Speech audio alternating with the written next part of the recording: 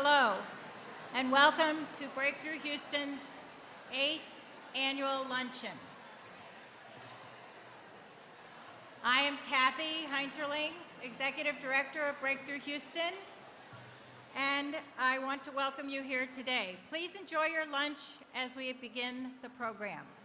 And also those amazing centerpieces that are in the middle of your table is your dessert. So don't forget to get a cupcake before you finish your lunch. The first words that come to mind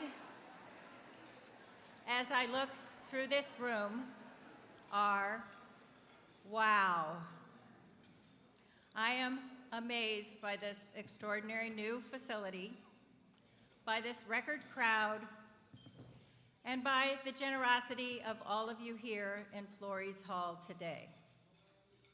A big thank you goes out to our chairs, Ting and John Bresnahan, Consuelo. Hold your applause, you're gonna have a chance to applaud in just a minute. Consuelo and Ian McPherson, and Lauren and Brad Morgan. As a result of their wide circle of friends, many of you are here today, and we welcome you as new friends of Breakthrough. Would the chairs please stand?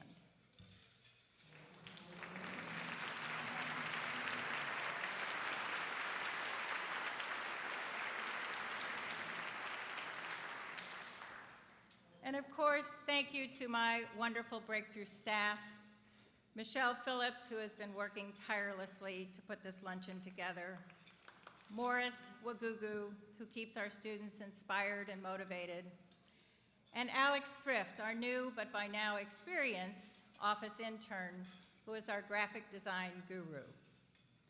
And a heartfelt thanks goes out to all the St. John's faculty and staff, many of who are in the room today. They help us in so many ways to do the work that is needed for our students and teachers.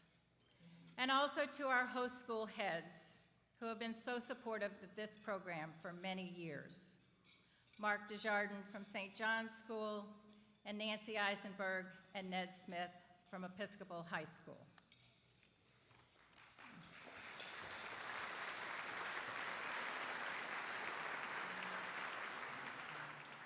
This summer marks our 20th anniversary of Breakthrough Houston. Our luncheon theme is Building Our Future, and I want to share with you just a few of the ways that we are building Breakthrough's future. We have a double mission.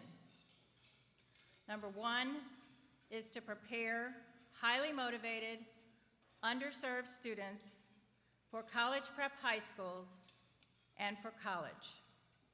And number two is to train the next generation of teachers. With this mission in mind, here are 4 ways that we are building Breakthrough's future and equipping young scholars and future educators to construct a successful future of their own. Number 1,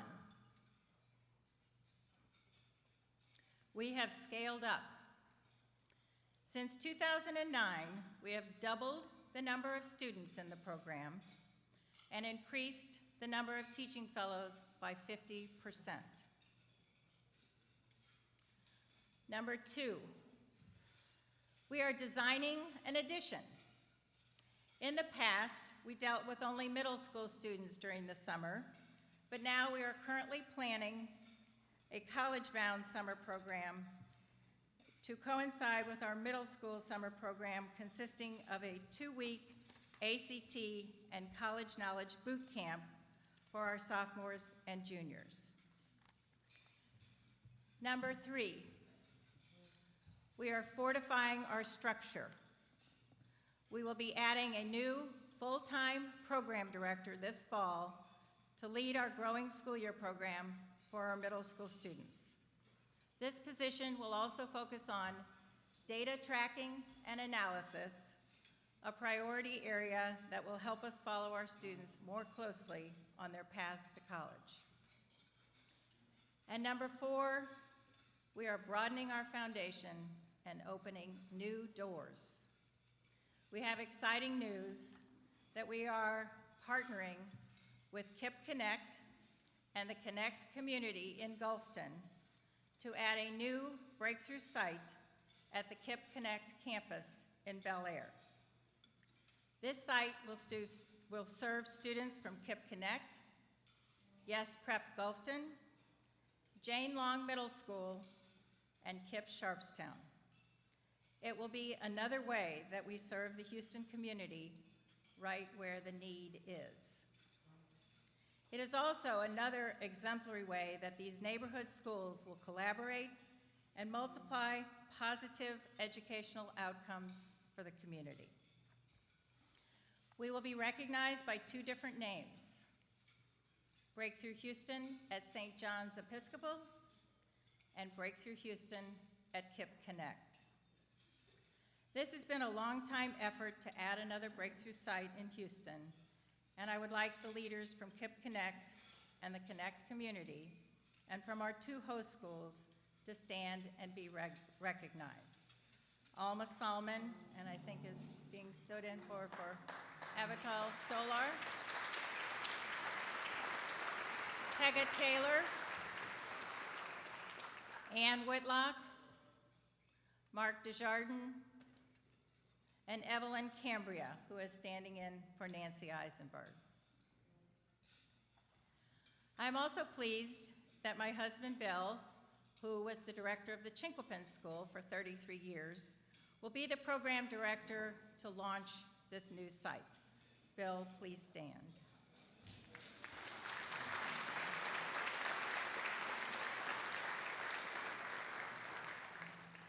And thanks to all of you here today, we will continue to build a better future for more students and educators. I still dream of the day when we will have 3 or more sites, breakthrough sites, in Houston, and a 10-year student model where we follow our students all the way through college. Thank you for your support and your dedication to who we are and what we do. And I somehow left out, I wanted to recognize our senior class who's with us today, if they would please stand and be recognized. This is not all of the seniors, but it's the ones who could get out of school to make it here. So.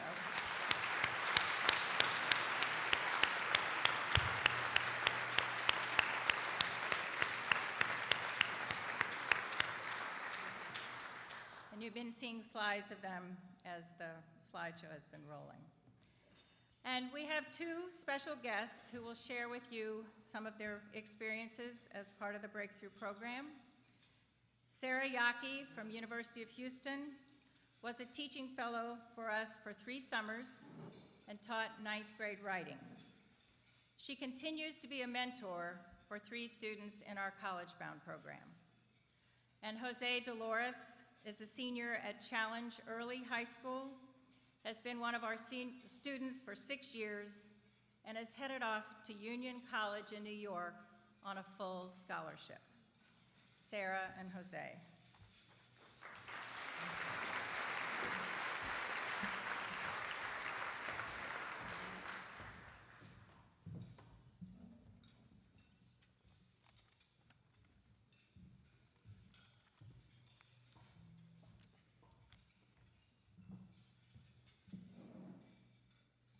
Hi.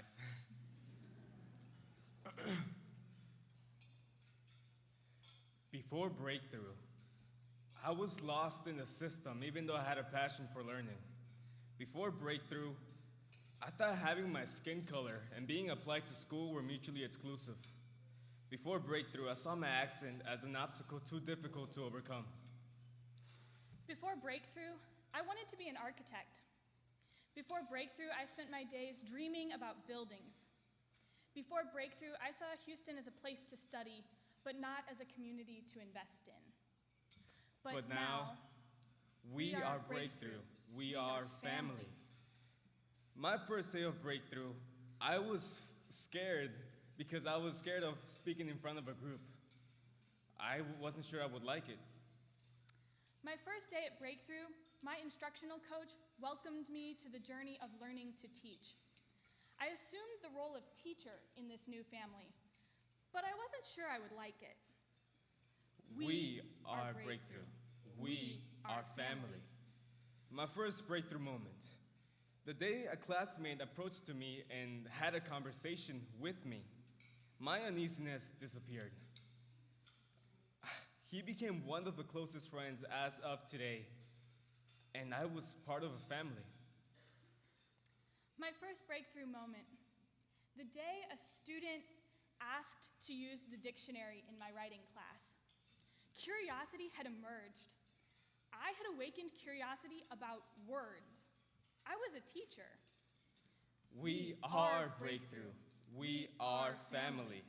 My Breakthrough family is hardworking. We work as if missing an assignment was a crime. Breakthrough, I realized on the last day of my Breakthrough summer that I had learned more about math, science, English, and of myself in 6 weeks here than I had learned an entire year at my middle school. My Breakthrough family is fun. The laughter starts as we greet students coming off the bus, and it doesn't stop until we wave goodbye. I realized on the last day of my Breakthrough experience that I had more fun and more joy in 3 summers here than in 3 years of architecture school. We are Breakthrough. We are family. Because of Breakthrough, I was adopted into a community of learners and leaders that I longed for. Because of Breakthrough, the idea of going to college became less of a blurry dream and more of a reality. Because of Breakthrough, I am part of a family that believes education can be better. Because of Breakthrough, I will always fight for students to have a classroom full of curiosity. Because of Breakthrough, I am a teacher. We are Breakthrough, and we commit ourselves to hard work, dedication, respect, fun, and above all, excellence in learning. Welcome to our family.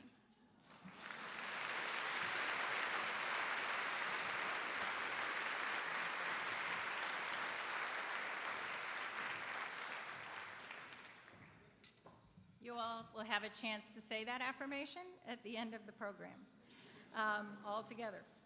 And please, we will be addressing or bringing our keynote speaker up here in a few minutes. Please enjoy your lunch, and we will be back.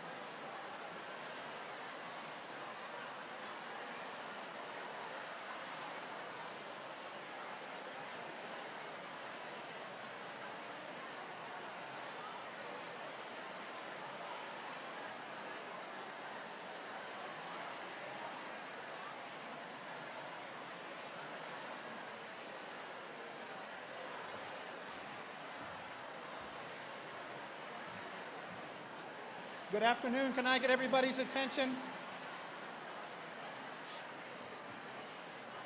Good afternoon.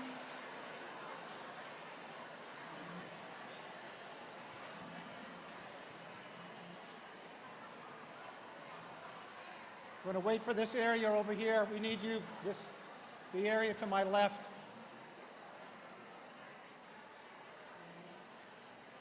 Table 14, calling out table 14. Thank you.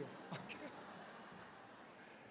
Well, welcome to St. John's. My name is Mark Desjardins, and I have the privilege of serving as headmaster. And I also have the honor of introducing today's guest speaker. And in looking over Anne's resume, so many things stand out, but one important fact stands out, at least in my mind, and that is, as chair of the board at St. John's, Anne is my boss. So I'll try not to mess this up, although it's hard to do even for me. I think what's truly remarkable about Anne is that she has dedicated her talents and energy towards institutions that not only better the community, but they also serve children. Certainly that was the case during her time as an executive vice president as Texas Children's, which is nationally recognized as one of the most preeminent hospitals serving young people.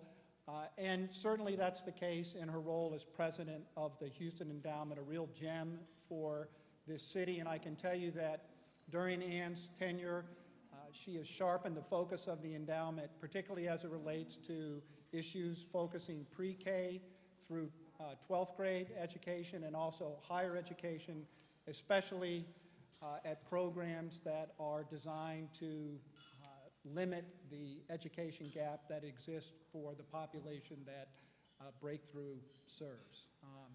And then in her capacity as board chair at St. John's, I got a chance to see the heart of a true servant leader. During her last 5 years, so much has been accomplished. The building of this building on time and on budget, the successful completion of the Opportunity of a Lifetime capital campaign. We're about to hit the $100 million mark. New strategic plan, a new master plan, so much work, probably done 10 years worth of work in 5 years. So I can't think of a better person to invite up to the podium to address you, to honor Breakthrough today. So please join me in welcoming Anne Stern.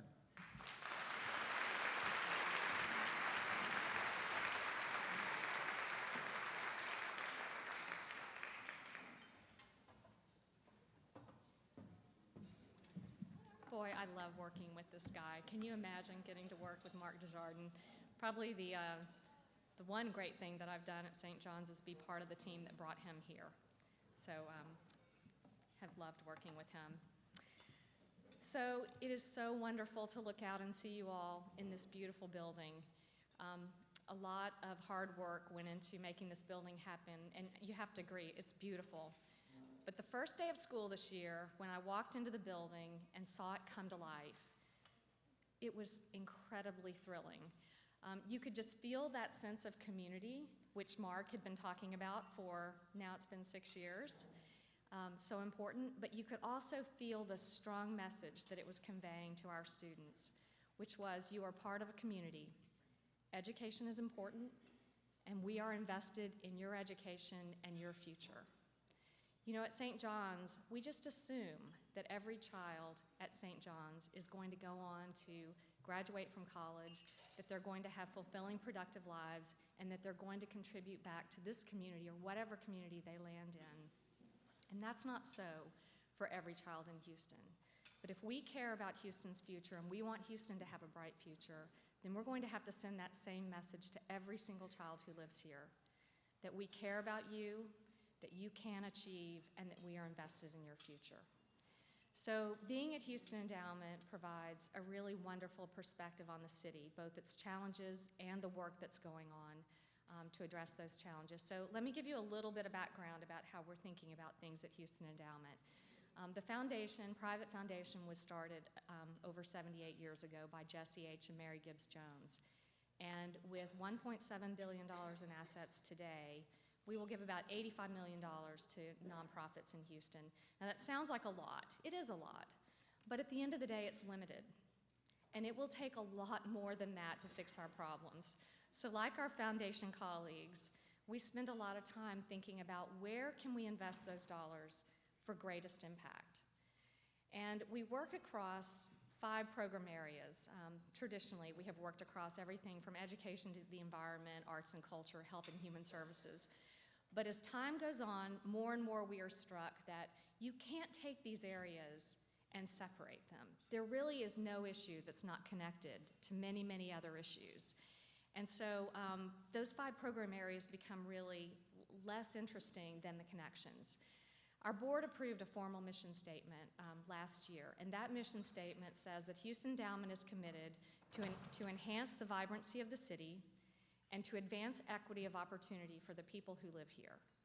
And those things are inextricably linked, those 2 components. You cannot have a vibrant city if you don't have equity of opportunity for everyone. And you will not have opportunity for anyone unless you have a vibrant city. So that provides a lot of focus to our work. Houston Endowment has always believed that education is a key pathway to opportunity. It's strong. High-quality education, high-quality public education is a prerequisite for equity of opportunity. But today, we have to keep in mind that education is part of a much broader ecosystem. It's connected to other issues. So if children are scared, if they're sick, if they're hungry, if they're homeless, if they're moving every 90 days, they cannot learn. If their parents are working 2 jobs or 3 jobs, or one of their parents is incarcerated, that is going to have a major impact on their well-being and their success. And too many children today in Houston are failing. So we did a report, we commissioned a research project in 2012. We looked at information from the Texas Higher Education Coordinating Board, and we said, all right, let's look at every single student in public school in Texas, and let's follow them for 11 years, which would give them 6 years after their expected high school graduation rate, and let's see what happens to them. Let's see how many of them get a 2-year degree, a 4-year degree, or some sort of technical certificate. Pretty generous definition of post-secondary success. What do you think the number was? Were there any guesses? What was the number of children in Texas who received some sort of post-secondary degree or certificate? It was about 21%.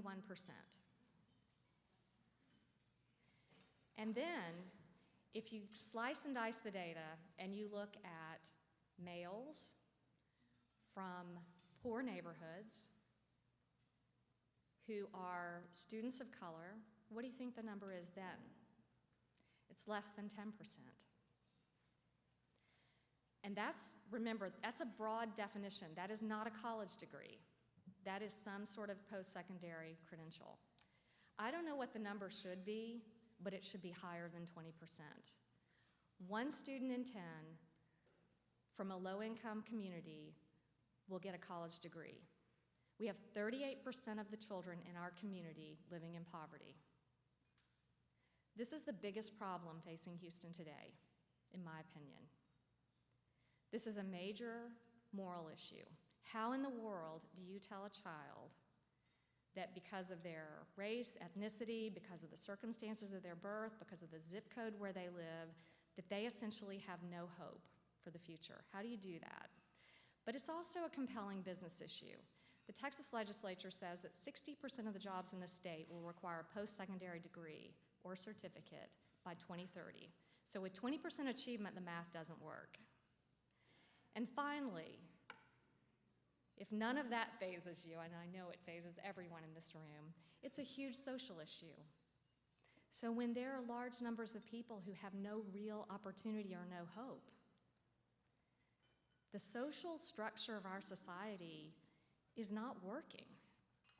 You know, the Declaration of Independence talks about the right to life, liberty, and the pursuit of happiness. When that promise goes away from our country, then democracy itself is in peril. So this is a really, really big deal. So what do we do about it? You know, let's focus on the things that are working. Let me talk about some learnings that we've had. Houston Endowment has had a scholarship program for over 50 years. Really proud of it. For many, many years, we have provided financial aid to students who are top achievers in HISD and other public schools systems in Houston, and we've paid for them to attend the college of their choice. And we started looking at the data. Kathy talked about breakthrough using data. It's so important to keep asking yourself how you're doing. So we looked at our students and we realized, first of all, a lot of students weren't taking our dollars. They didn't need our dollars. And it's not that they weren't from low-income families, just that they were getting dollars from somewhere else. And the second thing was that a lot of the students who we were giving financial support to, and they had all the academic credentials to be able to succeed in college, they were flunking out, usually in the first or second year. So we asked ourselves, wow, this program, which was groundbreaking in its time, which has changed lives for decades, wasn't working anymore. It wasn't doing what we expected it to do or what our dollars should be resulting in. So we started looking into what were the real issues these kids were dealing with, what were their families dealing with, what did the people need who we were trying to serve. And what we found is the dollars are helpful, but it takes way more than dollars. In summary, these kids were not always college ready. So major disconnect between a high school and a college. 80% of these children graduating from college doing everything that they're asked to do. And they get to college and 14% of them are ready for college. Many of them go into remedial classes, they start incurring debt, they start feeling like they're not ready for college, they're not ready for college. Second of all, financial support. Tuition's gone up so fast. So our dollars, which used to be really generous, either the students didn't need them because they were getting merit scholarships from the colleges, or the dollars weren't enough. And finally, there were lots of financial pressures on these kids that you couldn't cover just by providing tuition or books support. You know, they were one flat tire away from dropping out of school, as one student told us. And the academic and social support really cried out to us as a big need. That, you know, I know from my own family that first year of college is really hard. Every single student that goes to college is going to be challenged in that first year. You need that safety net around you. Not all students are going to have that safety net. And so finding the college, within college, a way for them to have that social and academic support, that person who says, you can do it, get back up, is really, really important. And with a focus on sort of how they think about themselves, what their expectations are for themselves, what is their mindset. So based on all that, we decided to transition away from awarding individual scholarships to students coming out of high schools and instead to invest in building the capacity of two major public systems where we saw opportunity to invest in something that was working. First was HISD. You all know HISD, largest school district in Texas, 215,000 students, 283 schools, 75% of the kids are on free or reduced lunch. In some schools, it's way over 90%. That's where a lot of the kids are that we wanted to be able to serve. And Superintendent Terry Greer at the time said, I'm going to focus on college completion. I'm graded on college graduation, I'm going to focus on college completion. Brought in a man named Rick Cruz who said, I see these students who could have been me, and I want to help them go to a college where they have a chance of being successful. So a lot of these students needed help with their SATs. Emerge has gotten some of their SATs up as much as 300 points. The average is 100.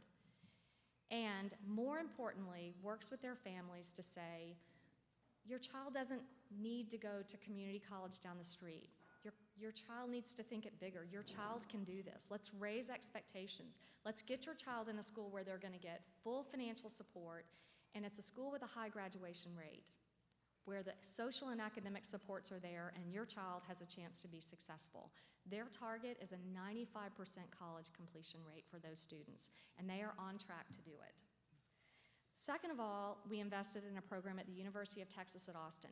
Turns out University of Texas is where most of our Jones Scholars were going. So they had a huge, the students we were serving had a huge interest in going to that school. So UT had done something very interesting. UT has a long history of not serving the minority community very well. And with automatic admissions at UT, they were admitting a lot of students who were flunking out that first or second year. And for many, many years, they had said, well, what do you expect? These students weren't really qualified to come to UT Austin anyway. That's what we'd expect. A clinical psychologist named David Yeager decided to challenge that assumption, and he said, I don't think that's true. I hear these students saying, do I belong here? What if I can't really do it? What if mindset has a lot more to do with this than academic capacity? And he came out of Stanford where he had started his research, and he continued research and saw overwhelming results, progress, from some really minor interventions to change the mindset of these students. David Laudy, a chemistry professor at UT, said, I want to implement what Yeager is saying. So he started the University Leadership Network, and he identified those students who had all the capacity to be successful, had unmet financial need, and because of their demographic, were 40% likely to flunk out of Texas in the first year or two. He put them in cohorts. He connected them with students, similar backgrounds, who had been successful at UT. He provided intensive tutoring and social support, and he changed their mindsets. His goal is to have all the students in that program on par graduation with the students across the board at Texas, which is not high enough, but it's better than what these students would be anticipated to be. And so far, the retention rates show that they're on target. 126 students from public schools in Texas are in that program in the freshman year right now, so we're tracking that. Which brings me to Breakthrough. Breakthrough. Based on everything we know, what Breakthrough is doing is changing lives for all the right reasons. There's a strong focus. The purpose of Breakthrough is clear. The leadership of Breakthrough, these people know what the issues are, and they know what the solutions are. The kids in Breakthrough, they know, are absolutely qualified to be successful through college, to be successful in lives, to contribute back to the community. And they are reinforcing that every single day. They are building this strong teacher pipeline, recruiting, retaining. I mean, I know students from St. John's who were lucky enough to be part of Breakthrough, who now are dedicated not just to teaching, but to teaching the kids who need them the most. It would be my strong belief that the kids from St. John's and from Episcopal High School gain much more from this than the students from Breakthrough gain from this. And finally, Breakthrough is the sort of thing that is proving what works, and in so doing, puts pressure on the system to change. It's an innovation that is going to put pressure on the school system to ultimately change. So before I close, I want to mention one other thing. Mark touched on early childhood. There's an effort going on in Houston right now called Early Matters. Some of you may have heard of it. There was a summit last year that Colin Powell spoke at, and there'll be another one in about a week. But collective impact is the approach led by the business community, funded by foundations, including ours right now, but it will be much broader. Its goal is to have all children kindergarten ready and then reading on grade level by third grade, because that's where the problems start to happen. 150 people, 65 organizations, based on the data, driving change, identifying what works, and replicating it. And there's talk of doing this more broadly right now, extending it up through post-secondary. If we can fix these problems before kindergarten, when Terry Greer says half the kids coming into HISD are 2 years behind, if we can fix things before they even get into the public school system, all of these issues that we're dealing with, they won't go away, but they'll be a whole lot easier to solve. So something just to keep in mind. So what can you do? Well, you can support Breakthrough Houston, which you're doing today. Great use of your investment, great use of your dollars. Stay informed about the issues, really understand them. If we think about education in terms of the fairly classical education that we all received, we won't understand all the issues. And we need to listen to the people we're trying to serve and understand what the issues really are. Invest in programs that are trying to strengthen or transform the system, because this will take system change. And don't forget to support strong leaders in the public sector. We need strong, courageous leaders at the school board level, on city council, in the state government, and yes, in the White House. We need strong public leaders who understand the issues and are committed to all of our children. So the bottom line is, this is a serious issue for our city, our state, our country, and Houston can be at the forefront of solving these issues. We have to believe that all children can achieve, because they can. And we have to work smart and we have to work together, but we can do it. Thank you so much.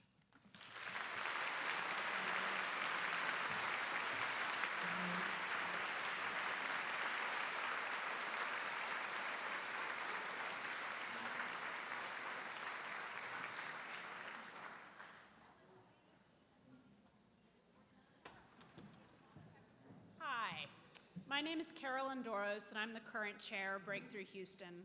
I wanted to thank Anne so much for being here with us today and for everything she does for the Houston community. I cannot spot Michelle in this ginormous room, but oh, there she is, yay. We have a gift for you today. One of our students, Samantha Soraya, who's a member of the class of 2019, has painted you a painting, and we hope that you will accept it as a sign of our gratitude.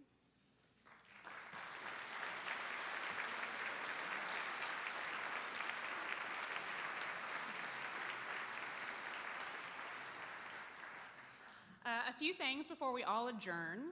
Many of you have asked how you can help further Breakthrough's mission. There are several options. One, you can mentor a high school student. Two, you can host a career day. And three, you can serve as a homestay family.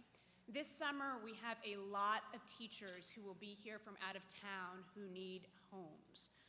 For the past 2 summers, my husband and I have hosted a Breakthrough student, and I guarantee that Breakthrough keeps them so busy that they will be the lowest impact house guest you ever have. If you're interested in any of these opportunities, please contact me or Kathy. I've been thinking today about having this event in this space, and it's so incredibly special, not only because it is such a beautiful building, but also because this is where our students and teachers will be this summer. And just as we've all come together as a community here today to support them, this is where they will come together this summer and build their own community, where they will be able to support each other in fulfilling their dreams of going to college and beyond. So thank you. Thank all of you for being here today. We've raised over $140,000, which just blows through anything we have done in the past.